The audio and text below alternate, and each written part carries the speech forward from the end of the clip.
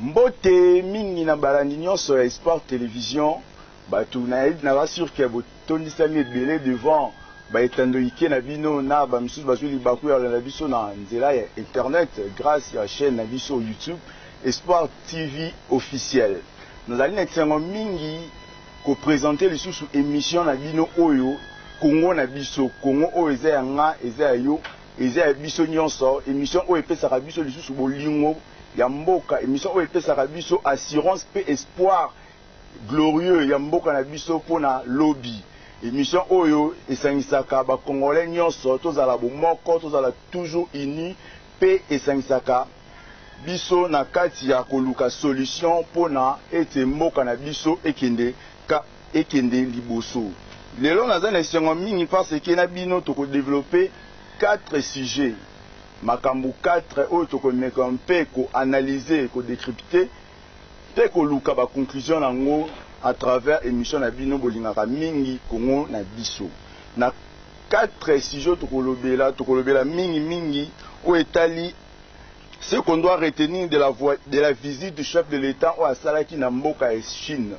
Visite au chef de l'État Salaki na mboka ya Chine du 26 au 29 mars et apporter les biso ba kongomani nini et pesi biso nini, quels sont les avantages auto tirés par visite wana et memeli biso nini na 4 émissions auto pour analyser les accords signés entre la République démocratique du Congo pe mboka ya Chine.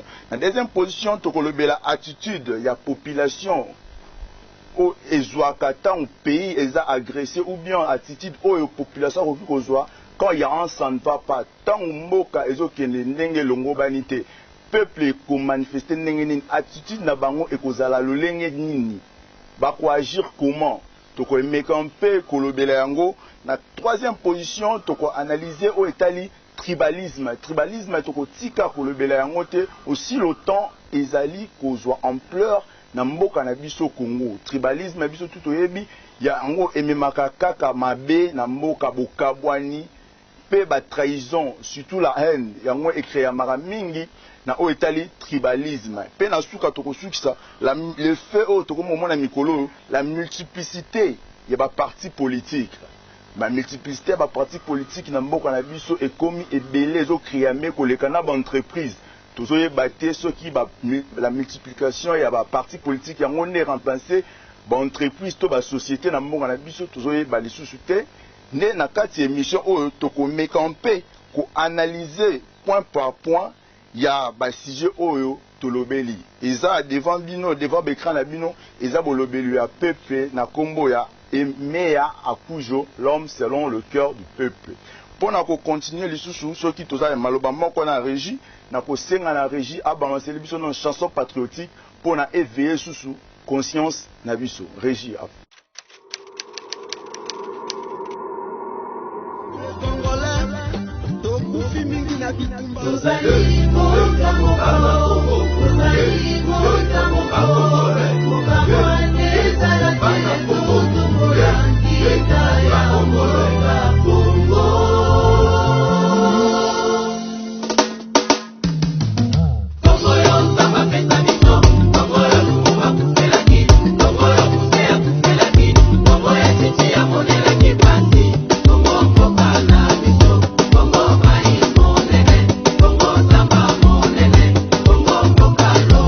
Le Congo est convoité de tous.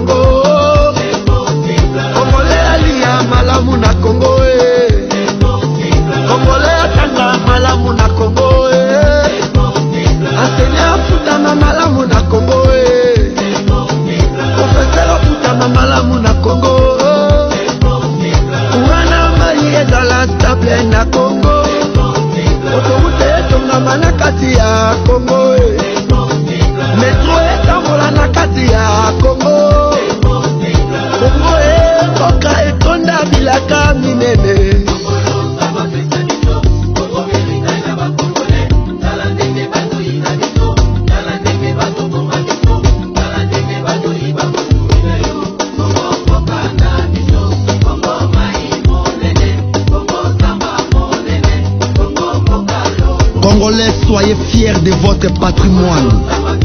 Un peuple fort, un peuple digne. Le temps de faire semblant est dépassé. La cloche de l'éveil a sonné.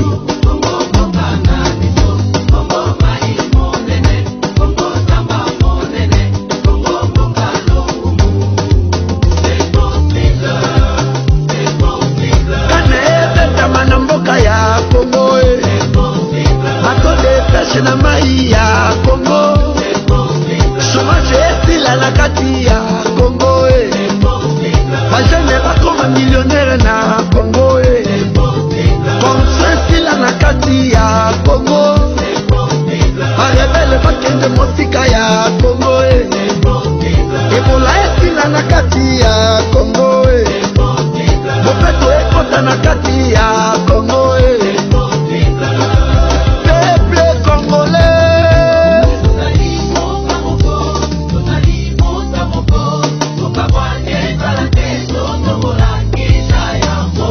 Prenons tous la paix, la sécurité et la stabilité de notre nation, le Congo. Peuple congolais, tokufi mingi na bitumba, epidémie epai, tala pe epai.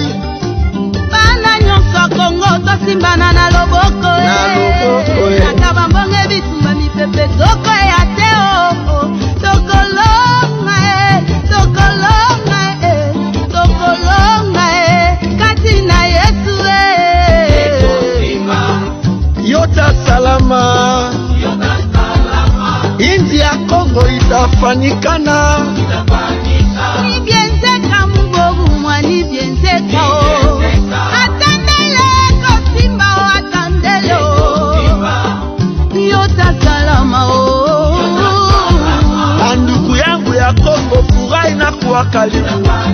Kaji tango jamwena Congo dikari pa wipi balunda ban, yanga tolobi se possible o.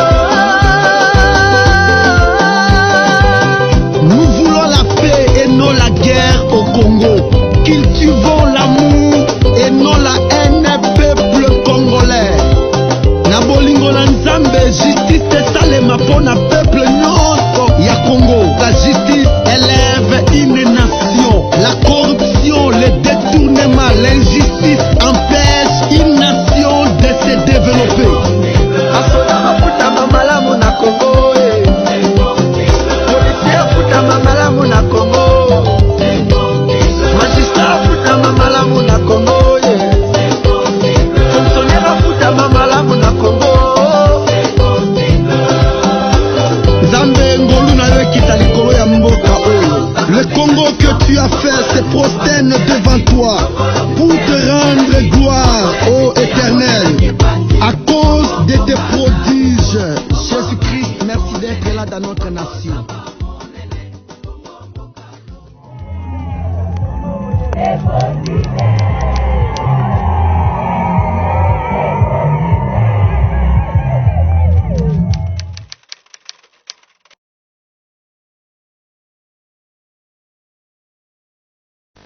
Ok, tozongi lisusu na plateau na biso après koyoka nzembo oyo esali su éveiller conscience na biso, éveiller eza lokola éveiller conscience na biso moko bakongomani, epesi biso susu courage pe bolingo ya mboka lisusu. Eza émission na bino o bolingaka mingi Congo na biso, tozolobela kaka o etali Congo na point na biso ya liboso ndenge tolobaki tokolobela visite ya chef de l'État o asalaki na mboka ya Chine.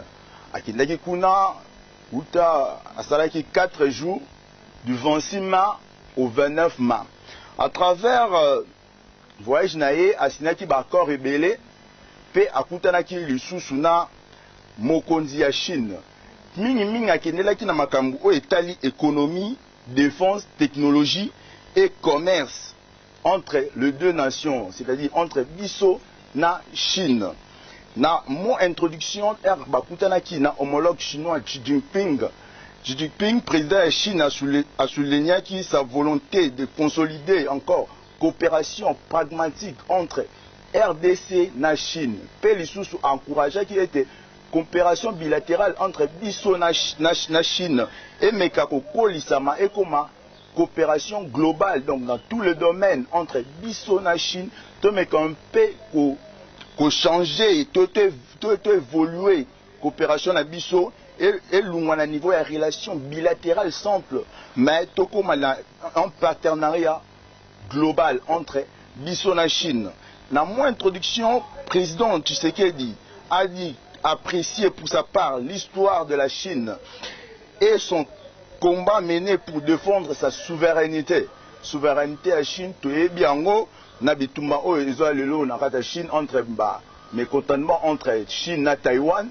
Le président a soulevé qui point na ba souveraineté au peso le kalelo na mboka na biso makomelo le kana est bazo luka et Congo za la diviser yango beta ki c'était na histoire etali Chine souveraineté boyo kani Chine ezabwe moko ape Congo to za la be moko to sanga lisanga pe alobela ki lisusu deuxième point ya combat Chine amenaki na o etali non ingérence na makambo ba chinois o ezaki valeur moko président alobaki ezali normal ezali valeur moko autorisé ko partager yango entre Chine na biso pe photo beta ndela na makambo etali non ingérence na makambo na biso na makambo etali Congo banguna bakota te banguna ba imposer biso te banguna ba influencer ba décision na biso te oyo biso ba kongomani tozali kozwa, c'est-à-dire le non ingérence wana ezali kolobela bato nyonso balingaka kotia mwa maloba to ba décision na politique na économie na société na bato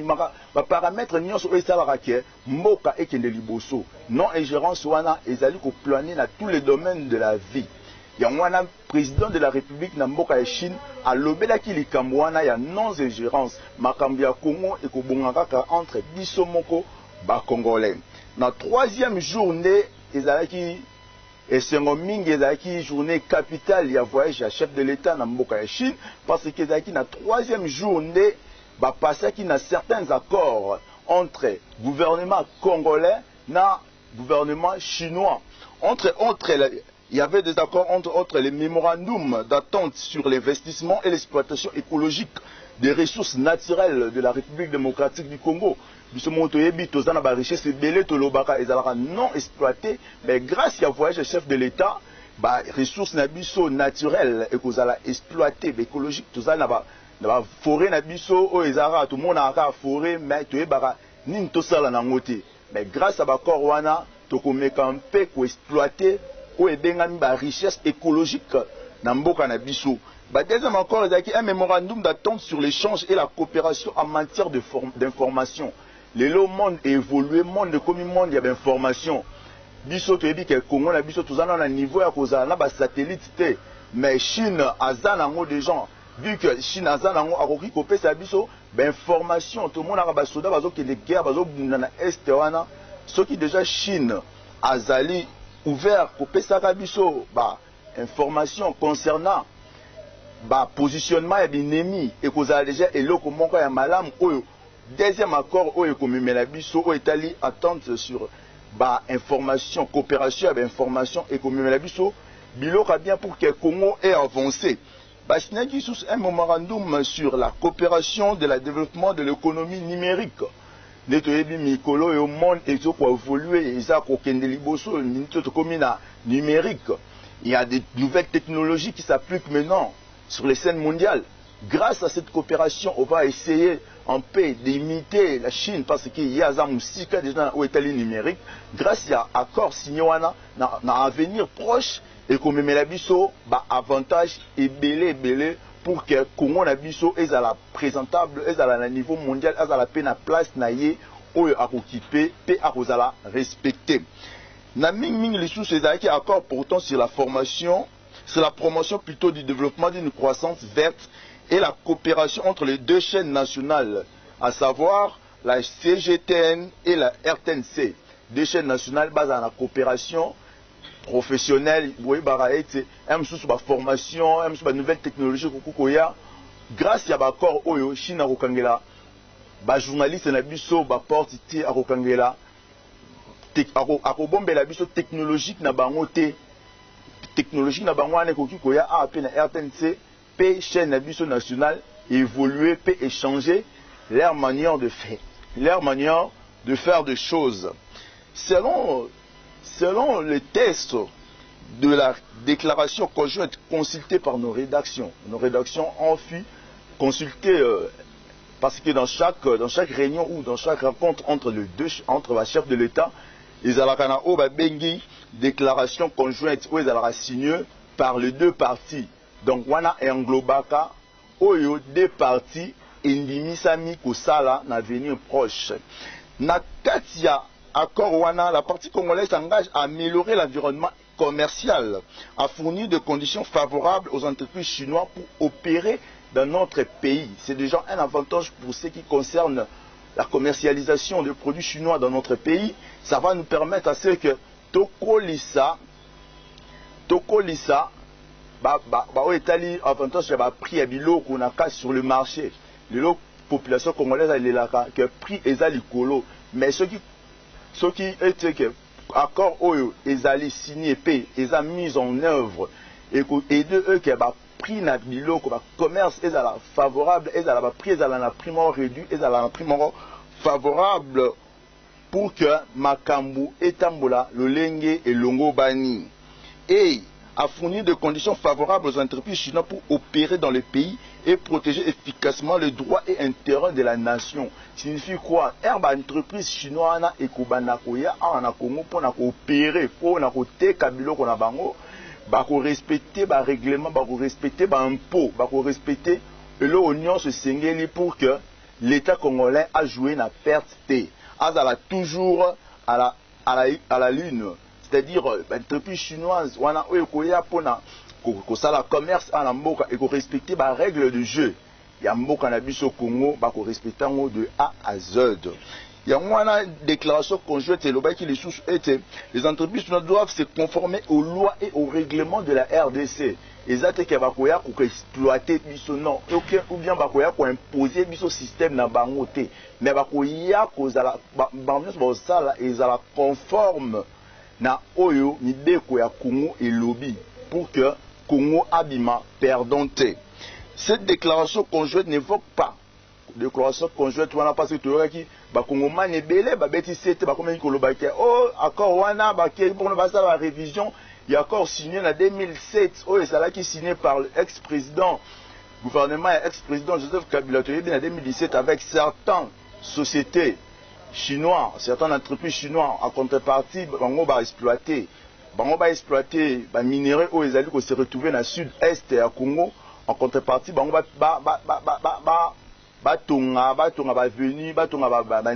donc infrastructure en sorte. Mais dans la déclaration conjointe, président de la République a Kenda pour réviser l'accord Wana. Mais président de la République a Kenda qui en Chine pour que a signé l'accord entre gouvernement, il y a RDC na gouvernement chinois. Pe accord Wana il y a Wana na tangeli bino quelques-unes. Pe les sous kobeta c'était ba Congomani ba été accord qui signé en 2007 qui entre gouvernement congolais na quelques sociétés, quelques entreprises chinoises. Ils ont qui coûtent na gouvernement chinois. Ils ont qui na quelques sociétés ya chinois ne gouvernement na biso et signé qui ba accord wana. Mais président de Chine na déclaration conjointe wana a bêti secteur lobité que accord wana ekokwe ekozala tomé caduc donc exister sous terre non à lobby en moté. Mais le président chinois, la partie chinoise, on dit ceci, que bako fortifier, bako pesa les sous, bako pousser les sous entreprise wana ou signer qui bako wana, ba respecter bako na ba signer qui na 2007, c'est-à-dire ba renforcer na o etali ba minerai pe ba tonga na o etali ba infrastructure na kati ya mboka Congo. Nde bongo ezalaki biloko minene ou elekaki na mboka ya Chine pendant les 4 jours au chef de l'État alekaki kuna c'est-à-dire pour na biso awa Congo na biso tolobaka toujours o etali avantage pe nini o ba Congolais bakoki ko bénéficier na voyage nyonso ya chef de l'État ndeti na voyage ya Chine to moni ba avantage ezali belé autorité ko énumérer eloko tokosenga minute na ba Congolais bazala motema kimia parce que l'avenir est radieux. Grâce à ces accords, le Congo peut rêver grand. Le Congo peut rêver grand, on peut booster notre pays, notre économie, grâce seulement, il y a des accords au signé. Mais le retour d'aller au Sénat, la suivi, il y a accord, il y a un monde qui mettre en pratique. Et ça la tête, il y a encore en 2007, au IGF, alors il y a plus de 11 milliards où est Télingani dans l'espace. Et que les partis chinoises a déversé à 800 et quelques millions. Donc, wana eza malamu te. Bato bazo sala suivi pour un accord. Baso la ngona bolimo ya Congo afin que le Congolais puisse bénéficier. Il y a un sacrifice union sur chef de l'État au sala. Il y a un voyage union sur chef de l'État au sala. Équipe a suivi wana et ça et l'andela. L'accord est signé entre RDC et la Chine pour que la population congolaise ait bénéficié d'ango. Et dans la télé, après 5 ans, après 10 ans, tout le basus qui est au accord wana chinois, chinois, mbongo et mbongo s'envoler en l'air. Et que la bienté pour les Congolais, et que la bienté pour l'avenir ya Congo. Pour biso to le belakaka Congo, Congo de biso na Congo. Tisuka. Ce qui Congo existait, et ça grâce à yo, et ça grâce à nga, et ça grâce à biso nyonso.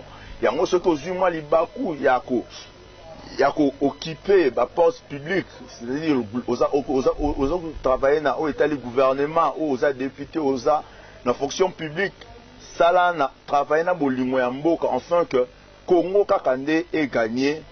Mitika ko luka intérêt personnel, luka non intérêt à Congo, tcha Congo liboso. Congo n'est à la liboso, Congo est avancé. Le deuxième point, la biso de Tolobela qui est bandeli émission, Tolobela attitude de la population lorsque leur nation est attaquée ou agressée.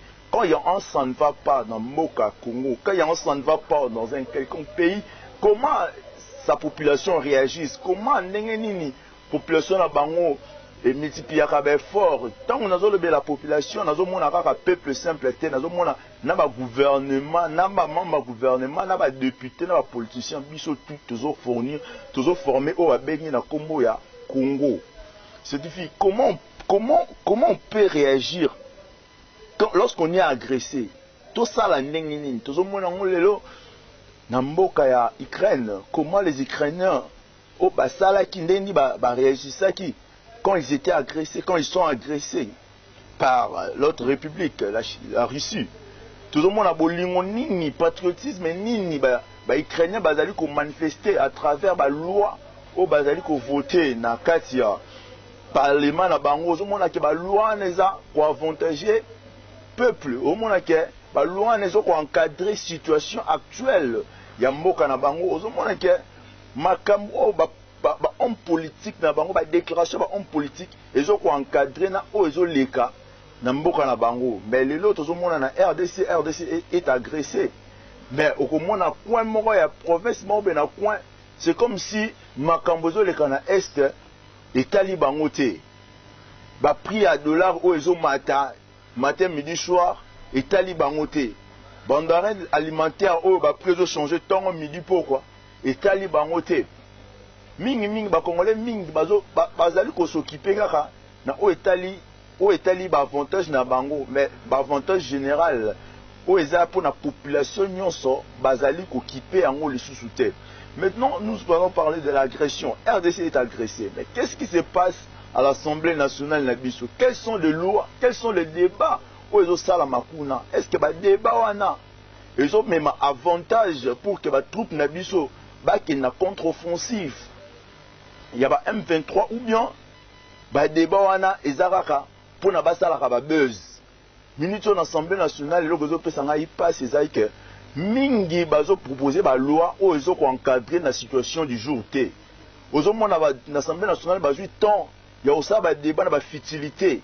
Maintenant basala débat sur comment on peut gagner l'agresseur. Minute toza agressé par M23 soutenu entre guillemets par le Rwandais. Mais comment faire pour contrecarrer cette agression? Comment faire pour minimiser? Comment faire pour éradiquer cet agresseur? Le chef de l'État a bien dit qu'il ne va pas coopérer ou dialoguer avec le 1v3. En contrepartie, quelles sont les mesures d'accompagnement de cette déclaration? Ni maintenant FARDC et ça là pour que tout dialoguer na M23 T. Ni tout ça là pour que to éradiquer to bengana bango na o etali na ekoma ya Congo to bengana bango na République démocratique du Congo ce que ça contre-offensif te eza lisusu nini tant un chef de l'État a le que a ko dialoguer lisusu na M23 te ou bien na bato ba agresser Congo a ko dialoguer na bango te eza d'office azolo ba que il y aura etel ka choix moko ezali à contre-offensif ezali à kokene ko démilitariser M23 ezali à kokene ko capturer s'il y a moyen M23 ezali ko mettre en jeu de mesures appropriées pour éradiquer bateau bazali ko faire mal la population ya est ezali ko faire mal la population est ni tosala mingi tozali ko rebela minto o etali tribalisme ezali ko planer na o etali mboka na biso RDC tribalisme ekomi kozwa espace mingi mais pour la tribalisme na kolobaka ka ete le changement peut s'opérer dans la vie d'une personne lorsque cette dernière décide de faire autrement, mais positif. Si tu n'es pas prêt ou tu n'es pas capable d'être de l'eau pour faire gémir la sémence, ne sois pas le vent qui détruit la plante. Et ceux qui osent idée pour mettre fin au tribalisme, pour que mettre en place ba pilier au que le tribalisme est plané na mboka na biso Congo. Pe na point na suka vu que régit déjà comme ko tchanga pression to la multiplicité ya ba parti politique o comme ko créer lokola nguba na mboka na biso RDC tozali ko regretter mingi lelo tozomona ba mboka ba paya mingi bazo selela bazo créer kande ba entreprise mais ya biso awa ba parti politique ndezo créer lokola nguba un groupe de gens basangani comme eloko bandaki ko luka na est eloko bandaki ko luka na parti politique wana bazuite du coup bango pe balingi ba créer a bango pour que ba bénéficier na ba ministère ba bénéficier na ba poste ils are regrettable ngana ko comme conseil na ko pesa ngana ko sepela été ba député na biso ba proposer ba loi pour na ba quatre hémorragie o ya multiplicité ba parti politique o ezali ko mema pays na biso na ba confusion na ba illusion pe na souffrance pe na pas signon ezali ko mona ils appellent basé sur la multiplicité et ba parti politique minga ko le bezaki sur ces sujets mais vu que TV et Zangonga on ne peut pas déborder le temps vu que on est là, on respecte le temps. Un jour, mon professeur m'a dit, celui qui travaille après le temps est un fou. Donc, je n'aimerais pas que je puisse être un fou. C'est pour cela que je suis obligé de respecter les temps.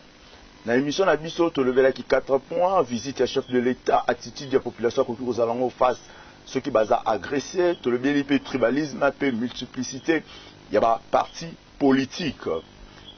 Donc, merci Mingi, nga ezala ki yabino, mais à Koujo l'homme selon le cœur du peuple. Na sepeli Mingi parce que vous avez été belé ya kolanabiso à travers Espoir Télévision, la chaîne éducative. Peli Sousouna à travers chaîne YouTube. Nabiso Espoir TV officiel.